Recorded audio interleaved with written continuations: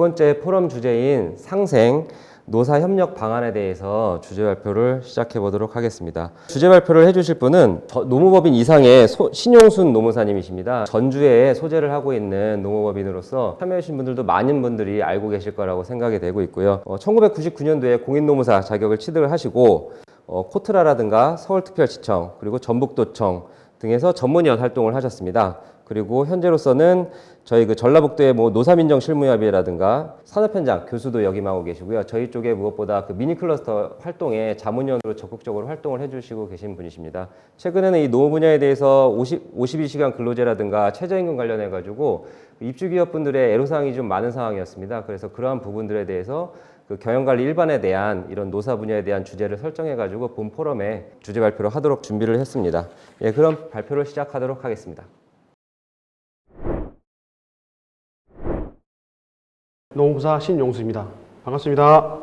이번 강의 진행과 목적은 여러분들 보시는 바와 같이 노동법 개정 사항에 대해서 살펴보고 그 다음에 여러분들이 노무 관리를 해 나가는 데 있어서 근로기준법 관련 기초적으로 아니면 세밀한 부분에 대해서 어떻게 할 것인가.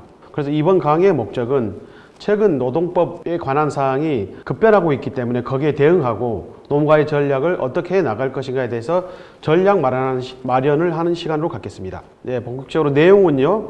법 개정 사항, 적용 및 근로계약, 임금, 근로시간, 휴일 및 휴가, 취업규칙 등의 내용 등으로 살펴보도록 하겠습니다. 먼저 여러분들이 가장 궁금해 하실 텐데요. 법 개정 사항 중 주 52시간제 시행과 관련인데요. 50인 이상 사업장은 2020년 1월 1일부터 사업장에 적용되고요. 그 다음에 5인 이상 사업장은 2021년 7월 1일 주 52시간제가 시행이 됩니다. 하단에 보시면 30인 미만 사업장은 노사 합의 시 8시간 특별 연장 근로 한시적 인정이라고 되어 있는데요. 올해 7월 1일부터 내년도 12월 31일까지 노사 간에 합의를 하면 일주일에 최대 60시간까지 연장 근로가 가능합니다. 이때 시행 시 유의할 점은 노사 간의 합의는 서면으로 해야 되고요. 서면 사항은 적용 기간, 그 다음에 연장 근로 사유, 연장 시간, 대상자 이렇게 4가지 정도를 노사 합의 내용에 넣어서 노사 합의를 해야 되는데요. 다시 한번 말씀드리지만 30 미만 사업장에 해당됩니다. 근로자 수가요. 그렇게 이해하시면 될 것 같습니다. 관공서 공휴일이 휴일로 적용이 되는데요. 30인 이상 사업장은 2021년 1월 1일 관공서 공휴일이 휴일로 적용이 됐고요. 5인 이상 사업장은 2022년 1월 1일부터 관공서 공휴일이 휴일로 적용됩니다. 다시 한번 풀어서 말씀드리면 달력상의 빨간 날들을 얘기하는 건데요.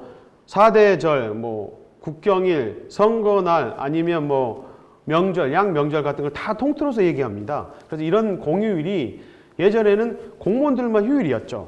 그래서 여러분 같은 민간 기업에서는 휴일이 아니었는데 법이 개정이 되면서 이렇게 휴일로 전환이 되게 됩니다. 즉 유급 휴일이 된다는 얘기입니다. 그래서 반드시 유의하시고요. 기존에 관공서 공휴일을 여러분 사업장에서 연차로 대체했던 사업장들이 많이 있을 겁니다. 이거 시행이 되게 되면 이제 연차 휴가로 대체가 금지됩니다. 여러분들 유의를 해야 되는데요. 대체 금지가 되다 보니까 상당히 부담감을 느낄 건데요.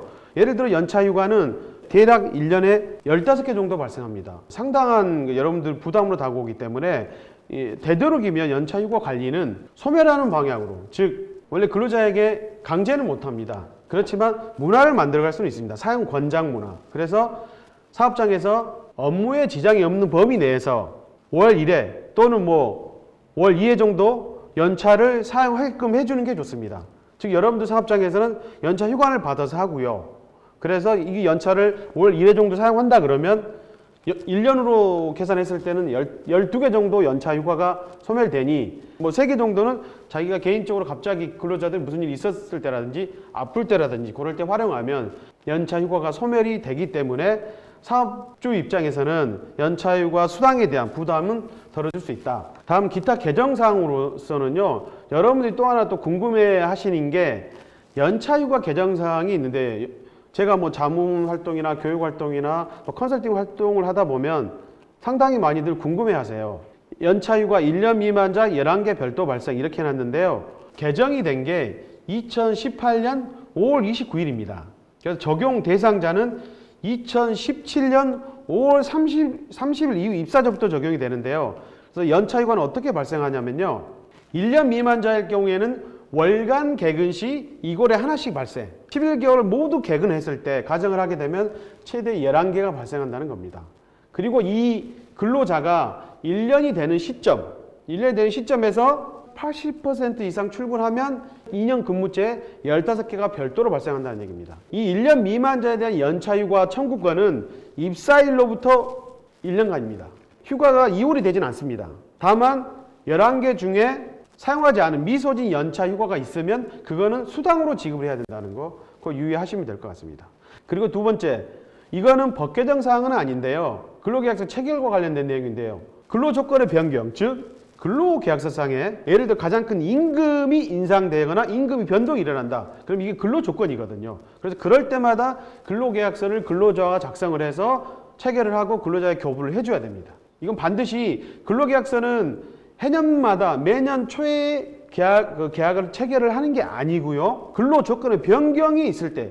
근데 이제 여러분들 보통 최저임금 인상이 매년 이루어지니까 매년 초에 근로계약을 새로 하게 되는 거죠. 그렇게 이해하시면 될 것 같습니다. 그리고 또 하나 그 배우자 출산휴가가 기존에 5일에서 10일로 인상됐다는 거 그거 유의하시고 이런 그 법 개정 사항이 있으면 여러분들 12 이상 사업장은 취업규칙을 만들게 돼 있거든요. 그런 취업규칙에 이 개정 사항을 집어넣어야 된다는 거 유념하시고요. 여러분들 이거는 좀 생소할 수 있는데 이게 지금 현재 시행이 되고 있습니다. 그래서 최저임금 인상과 산입 범위 내년도 기준으로 제가 말씀드릴게요. 그래서 상여금과 식대와 교통비 등 복리수행비 일부가 최저임금에 산입됩니다. 어떻게 산입되냐? 요건은 사업주가 근로자들한테 최저임금 주지 의무를 다해야 되고요. 주지, 즉 개시나 뭐 이렇게 알려줘야 되고요. 상여금이나 식대와 교통비가 매월 지급돼야 됩니다. 그 두 가지 요건을 또 충족을 해야 되고요. 충족을 하게 되면 상여금 같은 경우에는 내년 기준 191만 4,440원이거든요. 내년도 월 최저임금이요. 그러면 그 금액의 10% 이상인 금액이 최저임금에 포함될 수 있습니다. 가로로 표시해 놨는데 지금 내년도 기준으로 보면 191만 4,440원의 10%인 19만 1,444원 이상인 상여금은 최저임금에 산입된다. 이렇게 보시면 될 것 같습니다. 여기서 어쨌든 전제 조건은 여러분 사업장에서 기존에 뭐 분기별로 한 번씩 지급한다. 뭐 양 명제를 한 번씩 지급한다. 그럴 경우에 상여금은 포함되지 않습니다. 매월 지급이 돼야 된다는 거. 그거 이해하셔야 되고요. 그 다음 식대와 교통비는 월 최저임금의 2% 이상인 금액이 최저임금에 포함됩니다. 즉 내년도 월 최저임금인 191만 4,440원의 2%인 38,289원 이상인 식대 교통비는 최저임금에 포함됩니다. 결론적으로 말씀드리면 상여금과 식대 교통비가 이런 조건을 만족했을 때는 최저임금에 포함될 수 있으니 일부가 사업장마다 이 교육을 들으시고 내년도는 이걸 뭐 기존에 하고 있는 사업장도 있을 거예요. 하지만 하지 않고 있는 사업장은 내년도 최저임금 인상되니 뭐 이것도 한번 검토해 주시는 게 좋을 것 같습니다. 그리고 또 하나 여기는 제가 적시는 안 해놨는데 11월부터요 급여 명세서 의무화가 시행이 됩니다. 노동법 개정으로. 즉 어떤 뜻이냐면요. 여러분 사업장에서 임금대장을 급여대장을 만들고 각각 근로자마다 거기에 따른 급여 명세서를 교부를 해줘야 됩니다. 처벌 조항으로는 500만 원의 과태료입니다. 다음으로 여러분들이 이제 직원들 인사 노무 관리 하다 보면 근로기준법 위반 사항으로 이렇게 발생하는 경우가 있고요. 그걸로 인해서 여러분들이 노사 간의 갈등을 초래하는 경우가 있거든요. 그러면서 제가 간략하게 좀 포괄적으로 살펴보도록 하겠습니다. 첫 번째 여기 보시면 여러분들이 그 대부분 사업장에서 취업규칙을 제정을 하게 되면 근로자들이 잘 볼 수 있는 것들 게시나 비치를 해야 됩니다. 그걸 안 할 경우에 500만 원의 과태료고요. 그 다음에 근로자들하고 근로계약서를 작성하고 체결하고 근로계약서를 교부해줘야 되는데 그거 위반하게 되면 벌금 500만 원이고요. 연장수당 같은 거 지급하지 않으면 지급하지 않거나 미지급하면 3년 이하 징역 또는 2천만 원의 벌금입니다. 유의하시고요. 그 다음에 요즘에 많이 발생하는 게 그 근로기준법 54조에 휴게 시간의 보장인데요. 여러분들이 간혹 그 사업장들 이렇게 운영하는 경우가 있어요. 휴게 시간을 근로자들과 합의해서 전체 예를 들어 9시부터 근무해서 6시까지 근무인데 뭐 휴게 시간 30분만 받고 아니면 휴게 시간 없이 그냥 8시간 하고 그냥 오후 5시에 퇴근한다 이렇게 합의해가지고 그렇게 하잖아요. 그러면 그 법 위반이 됩니다. 왜? 휴게 시간을 실제로 부여하지 않았다는 얘기가 되는 거예요. 그래서 여러분들이 주의하실 거는 근로자들과 노사 간에 합의를 해도 법적인 기준보다 불리하게 합의를 하게 되면 그건 효력은 없다. 이 휴게 시간도 마찬가지죠. 그래서 휴게 시간을 반드시 근로계약서에 맞게 휴게 시간을 부여해 줘야 된다는 거. 그렇지 않으면 2년 이하의 징역 또는 1,000만 원 이하의 벌금이라는 거 이해하시면 될 것 같습니다. 그 다음에 연차 휴가를 부여해 줘야 됩니다. 이 연차 휴가를 부여하지 않으면 2년 이하의 징역 또는 1,000만 원 이하 벌금. 휴가 또는 수당으로서 해야 된다는 거. 그리고 여기 근로계약서라든지 임금 대장이라든지 취업규칙이라든지 노무 관련 비치 서류는 보관 유효기간이 3년입니다. 이 3년을 보관하지 않았을 때는 과태료 500만 원입니다. 그 다음에 이제 노동법은 근로자 수에 따른 법 적용이 있습니다. 그래서 여기 보시면 1인 이상, 5인 이상, 10인 이상, 30 이상 있습니다. 무엇보다 중요한 거는 5인 이상이 되느냐, 5인 미만이 되느냐가 가장 중요합니다. 기준이. 아마 여러분 사업장은 거의 다 해당이 5인 이상이 될 건데 상식적으로 1인 이상 사면 어떤 게 적용되는지 알아두시면 상당히 경영하는데 도움이 될 것이라고 생각합니다. 그래서 보시면 1인 이상 사업장 같은 경우에는 근로계약서 작성해야 되고요. 그다음에 임금대장 작성해야 되고요. 퇴직금이 적용이 되겠죠. 그다음에 4대 보험 적용되고요. 그다음에 주휴일 적용되고요. 주휴일은 이제 그 월급제가 아닌 뭐 시급제나 1급제, 일당제 분들이 해당이 됩니다. 주휴일이요. 그다음에 해고 예고 수당이 해당이 되고요. 지금 여러분 시급제 같은 거 운영할 때 주평균 15시간 미만이면 주휴수당이 발생하지 않는다는 얘기입니다. 퇴직금도 마찬가지입니다. 그 다음에 해고 예고 수당은 해고를 하려면 30일 전에 해고 예고를 하거나 30일분의 통사임금을 월 임금을 즉시 해고할 때는 지급을 해야 됩니다. 해고 예고를 하지 않고 즉시 해고하면 한 달분의 해고 예고 수당이 나가야 된다는 거. 해고가 부당하냐 정당하냐 그 부분하고 별개로서요. 즉시 해고하게 되면 해고 예고 수당이 나가야 된다는 거. 입사일로부터 3개월 미만인 자는 해고 예고 수당은 발생하지 않는다. 5인 이상 사업장에 대해서 살펴보겠습니다. 5인 이상 사업장 같은 경우에는 1인 이상 사업장과 다른 게 크게 3가지 정도 있는데요. 여러분 보시면 해고. 아까 1인 이상 사업장에서 해고 예고 수당은 5인 이상 사업장도 똑같이 적용됩니다. 다만 5인 이상 사업장은 해고에 제한이 있고요.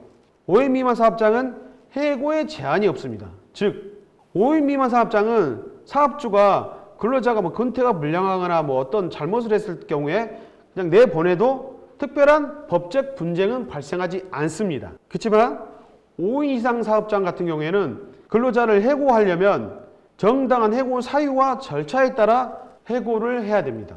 그리고 어떤 해고가 잘못됐을 때는 근로자가 부당해고라고 제기를 하게 되면 법원의 판정처럼 지방노동위원회라고 있는데 거기서 해고가 정당하냐 부당하냐를 노사 간에 다퉈야 됩니다. 그래서 상당히 5인 이상 사업장은 해고에 제한이 있다는 거. 근로자하고 합의되지 않는 상태 또는 근로자가 자진 퇴사하지 않는 상태에서 근로자를 임의로 내보낼 때는 해고 분쟁의 소지가 있으니 유의하셔야 됩니다. 그래서 이제 하나 예를 들면 이런 거죠. 예를 들어 결근, 무단결근이 한 하루 이틀 했어요.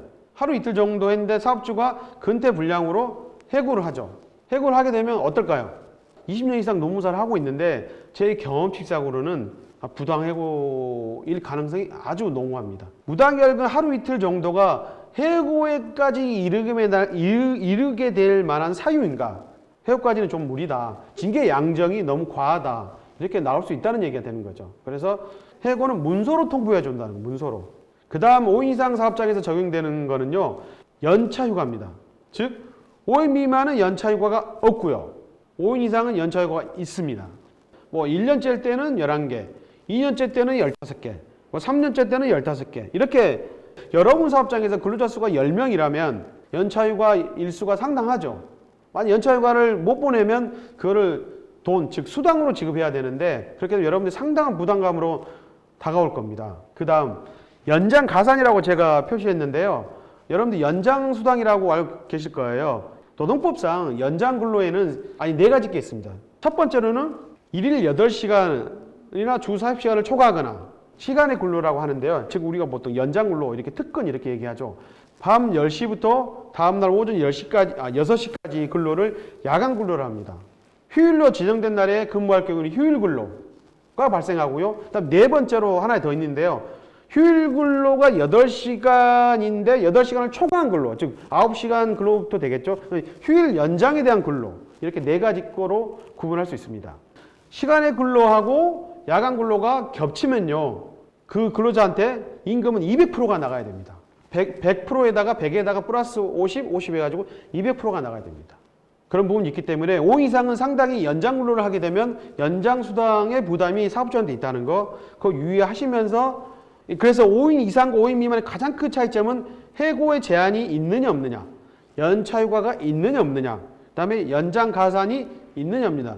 다음으로 10인 이상 사업장은 노동법상의 취업규칙이라고 하는데요. 취업규칙을 제정을 해서 사업장 관할 고용노동부에 아마 신고를 하셔야 되는데, 그리고 이 취업규칙은 변경이 일어나면 직원들한테 의견이나 동의서 받아서 변경 신고도 고용노동부에 실시를 해야 됩니다. 그리고 30인 이상 사업장은 노사협의회라고 있는데요. 제가 여러 사업장을 돌아다니다 보는데 30인 이상 사업장에서 노사협의회를 실질적으로 운영하지 않는 곳이 의외로 많아요. 저는 이렇게 말씀드리고 싶어요. 일단 30 이상 사업장은 노사협의회를 적극 활용하시라는 말씀드리고 싶어요. 노사 간의 의사소통 창구가 대부분 우리 중소기업에서는 별로 없어요. 이 노사협의회가 분기별로 개최를 해야 되는데 애로나 고충사항을 점진적으로 해결해 나가는 그런 의사소통 창구로서 노사협의회를 활용하시면 상당히 노사 간의 관계에서 안정화를 가져올 수 있는 거라고 생각합니다. 그래서 지금 현재 운영하지 않고 있는 사업장 같은 경우에는 노사협의회 규정을 제정을 해서 고용노동부에 신고해야 되고요. 분기별로 회의를 개최해야 된다는 거 유의하시고요. 그 다음에 기존에 노사협의회를 형식적으로 하고 계신 사업장 같은 경우에는 실질적으로 노사협의회를 운영하는 방향으로 좀 노무 관리를 했으면 하는 바람입니다. 그래서 근로자 수요에 따른 노동법 적용에 대해서 살펴보았고요. 그 다음에는 이제 여러분들이 이제 근로자가 입사를 하게 되면 근로계약을 하게 됩니다. 그래서 근로계약은 근로자는 근로 제공하고 사업주는 그에 대한 대가로 임금을 지급하기로 체결된 계약을 의미합니다. 성인이든 미성년이든 직접 해야 됩니다. 본인이. 그래서 근로계약서에는 필수적 기재사항이 있습니다. 근로계약서를 살펴보면 뭐 한 장인 사업장도 있고 두 장인 사업장도 있고 세 장인 사업장도 있고 심지어는 4장, 5장인 사업장도 있어요. 근데 제가 말씀드리고 싶은 거는 여기에 나오는 필수적 기재사항만 기재하면 계약서로서 노동부를 인정해준다. 필수적 기재사항에는 근로계약 기간, 그 다음에 휴일 및 휴가, 직종 및 근무 장소, 임금, 근로시간 및 휴게시간, 크게 5가지 꼭지 정도 있습니다. 이렇게 정도만 작성하면 근로계약서로 인정을 받습니다. 여러분, 손해배상 사항이라든지 뭐 사직서 사항, 뭐 특별사항으로 해가지고 근로계 해지 사유 이렇게 기록하는 경우가 많이 있는데 그거는 임의적 기재사항입니다. 즉 해도 되고 안 해도 되고 사실은 효력 면제는 별개입니다. 사실은 중요한 거는 근로계약상 이 필수적 기재사항이 반드시 기재가 돼야 된다는 거. 이 필수적 기재사항 중에 하나라도 빠지면 노동부에서 인정 안 합니다. 그래서 반드시 필수적 기재사항이 기재될 수 있도록 유의하시고 작성해야 됩니다. 제가 시급제와 월급제 차이에 대해서 간략히 말씀드리겠습니다. 근로계약서에 기재를 할 때, 즉 시급제 같은 경우에는 시급만 적어주면 됩니다. 예를 들어 시급 몇 원 이렇게만 적어주면 됩니다. 근태에 따라 임금대장에 반영해서 지급하면 됩니다. 뭐 1급제도 마찬가지입니다. 1급제도 1급만 표시하면 됩니다. 반면에 월급제는 다릅니다. 월급제는 임금이 고정이 됩니다. 여러분 사업장에서 아마 월급제는 2가지 형태로 있을 건데요. 월급 이꼴 기본급 해가지고 주 40시간 사업장은 뭐 월급 몇 원 이렇게 할 수도 있고요. 포괄 월급제로 해가지고 연장근로 발생을 전제로 해가지고 월급 총액 얼마, 여기에 기본급 얼마, 뭐 연장수당 얼마 이렇게 포괄 월급제 이렇게 할 수도 있고요. 첫 번째 형태 같은 경우에는 연장수당이 플러스 알파 개념으로 간다는 거. 근태에 따라 기존 월급에다 플러스 연장수당을 계산해서 임금을 계산한다는 거. 두 번째 월급제 같은 경우는 연장 시간을 포함해서 포괄로 월급을 잡는다는 거. 그 차이가 있습니다. 그리고 노동법에서는 통상 임금과 평균 임금 2가지가 있습니다. 여러분 사업장에서 임금 대장 속에 있는 건 거의 다 임금이다 생각하시면 됩니다. 그렇게. 그리고 임금의 유형에는 제가 말씀드렸다시피 통상임금과 평균임금이 있습니다. 우리나라 노동법은 아이러니하게도 임금을 하나로 두지 않고요. 임금의 개념이 두 가지 게 있어요. 그래서 이 통상임금이나 평균임금에 따라 적용되는 기준이 다릅니다. 예를 들게요. 여러분들 임금 대장 있잖아요. 임금 대장 안에 예를 들어 항목이 기본급이 있고 직책수당, 연장수당 이렇게 세 가지가 있어요. 그러면 거기에서 통상임금에 포함되는 것은 기본급하고 직책수당입니다. 그 다음에 평균임금은 연장수당까지 포함하는 금액. 그렇게 생각하시면 됩니다. 통상임금을 기준으로 계산하는 것은 법정수당이라고 하는데요. 뭐 주휴수당, 연장수당, 뭐 연차수당 이런 게 통상임금을 기준으로 합니다. 우리 쉽게 말하면 통상취급이죠. 그리고 뭐 퇴직금 계산할 때라든지 뭐 재해보상, 산재보상할 때는 평균임금과 계산한다는 거. 그렇게 구분해서 이해하시면 될 것 같습니다. 그래서 퇴직금 계산할 때는요. 여러분 임금 대장에 사대보험, 세금 공제 전 임금 총액 있잖아요. 임금 지급액이 있잖아요. 그걸 평균임금으로 생각하시면 편합니다. 임금의 원칙은 통합을, 직접불, 전액불, 정기율입니다. 이게 제가 간략히 적어놨는데 이게 4대 원칙인데 왜 중요하냐면요. 통합을 여러분 아시는 것 같이 임금은 현금이나 자기합수표로 줘야 되고요. 직접불이 중요한데요. 근로자에게 본인에게 직접 줘야 됩니다.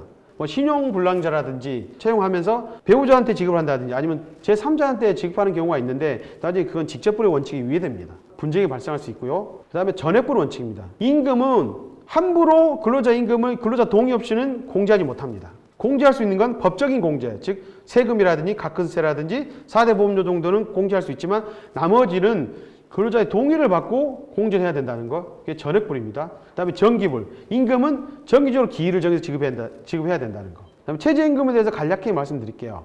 내년도 최저임금 여러분 다 들으셨을 거예요.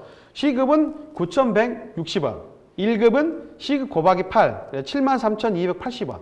월급은 시급에 곱하기 209 하면 191만 4,440원이 나옵니다. 그래서 여러분들 내년도 노무관리할 때는 시급제 할 경우에는 이 시급, 최저시급 지키셔야 되고요. 월급제 같은 경우에는 월급 191만 4,440원을 지켜야 된다는 거 유의하시면 될 것 같습니다. 그 다음에 퇴직금은 1인 이상으로 확대된 게 2010년 12월부터입니다. 그래서 지금 모든 사업장에서 퇴직금이 적용이 되고 있고요. 그 다음에 퇴직금 중간정산 제한은 2012년 7월부터 제한이 됐습니다. 즉, 그 전에는 근로자가 원하면 퇴직금을 중간정산해서 지급할 수 있었습니다. 그렇지만 그 이후부터는 퇴직금이 특별한 사유 외에는 제한이 됩니다. 퇴직금을 근로자가 원한다 그래서 중간정산을 해주잖아요. 그러면 어떠한 문제가 있냐면요. 지금의 임금보다는 나중에 임금이 퇴직할 때 임금이 더 많잖아요. 그럼 퇴직금도 나중에 계산할 때 퇴직금이 올라가잖아요. 근데 지금 시점에서 근로자가 퇴직금 중간정산을 해달라고 해줬는데 나중에 근로자가 퇴직금 중간정산을 무효라고 주장하게 되면요. 다시 해야 됩니다. 그 차액을 근로자에게 또 지급해야 되는 그런 문제가 발생할 수 있으니까 중간정산은 되도록이면 중간정산 사유 아니고는 퇴직할 때 퇴직금을 지급하거나 아니면 퇴직연금으로 가입해서 운영하시는 게 좋을 것 같습니다. 근로시간, 휴게시간, 연장수당에 대해서 말씀드리겠습니다. 근로시간은 여러분들 아시는 바와 같이 일일 8시간, 일주 40시간이 기본입니다. 꼭 여러분들은 주 5일 근무제를 생각하시는지 모르겠어요. 그렇지는 않습니다. 우리 노동법은 시간만 표시되어 있습니다. 일일 8시간이 최대 근로시간입니다. 일주 40시간이 최대 근로시간입니다. 이거를 탄력적으로 운영할 수 있습니다. 우리 회사는 예를 들어 토요일날 일을 꼭 반드시 해야 된다 그러면 평일날 7시간씩 근로를 하고요. 토요일날 5시간 할 수도 있습니다. 그러면 주 40시간.